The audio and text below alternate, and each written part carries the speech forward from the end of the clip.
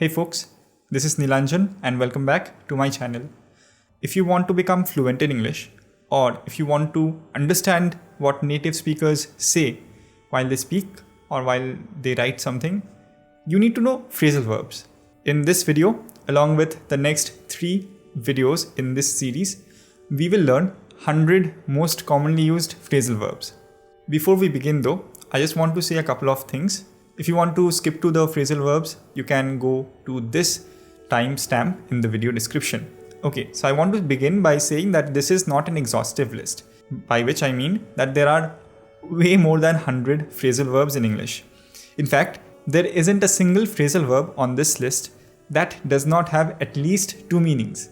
In fact, some phrasal verbs have even 13 or 14 meanings, which is like crazy. So obviously, I can't cover all of those meanings because in that case, the video would be something about 1 hour, 1.5 hours long. So what I've done is compiled a list of the most frequently used phrasal verbs along with their most common meaning. In each video, we will learn 25 phrasal verbs. We will learn these phrasal verbs in this video, these phrasal verbs in video 2, these phrasal verbs in video 3, and these phrasal verbs in video 4. All the phrasal verbs are arranged in the alphabetical order. I would also like to thank these dictionaries because this is where I got most of the meanings as well as many of the sentences from. Okay, without any further delay, let's start. The first phrasal verb is break down. You say that a machine or a vehicle has broken down when it stops working.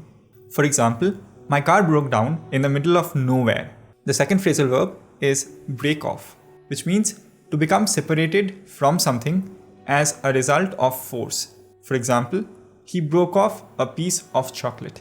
The third phrasal verb is break out, which means to suddenly start. For example, forest fires have broken out across the country. Next, we have break up. If people in a relationship break up, or if a marriage breaks up, the relationship or the marriage ends. For example, she has just broken up with her boyfriend. The next phrasal verb is bring in. Bring somebody in or bring in somebody, which means to ask somebody to do a particular job or to be involved in an activity. For example, the firm decided to bring in a new management team. Bring up. To mention a subject or to start to talk about it. I hate to bring this up, but you still owe me $100. Bring about. Bring about, which means to cause something to happen. He brought about his company's collapse by his reckless spending. Bring back. It means to cause feelings, ideas, or memories to be back in your mind again. For example, these photographs brought back many pleasant memories. Bring down. This means to cause a government or a politician to lose power. For example, this scandal may bring down the government. Next we have bring out. It means to produce a new product for people to buy. The following year, they brought out a low-priced car to compete with Mercedes. Carry on. It means to continue doing something. Carry on. You're doing just fine. Carry out. It means to do a particular piece of work, research, etc. For example, you must carry out my orders. Come about. Come about. It means to happen. For example, how did this dangerous state of affairs come about? Which means, how did this even happen? Come along. It means to arrive or appear, often at a particular place. For example, my father tells me to work hard and take every opportunity that comes along. Come back. To return to a place. I've just come back from Washington. Come down.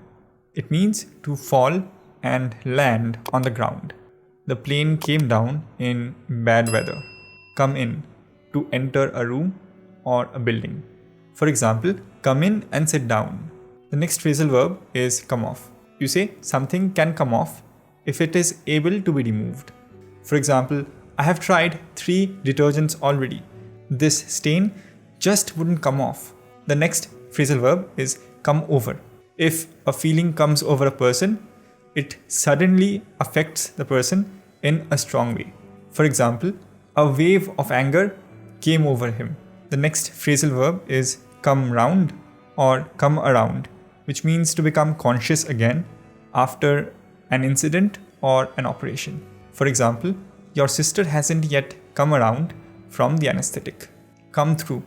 If a document or a piece of information comes through, you receive it.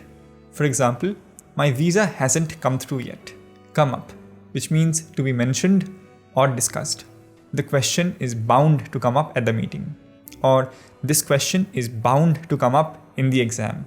By the way, if you have been enjoying this video so far, make sure to subscribe and hit the bell icon so that you get notified when I upload new videos like this one. Also, while you are at it, please leave a like.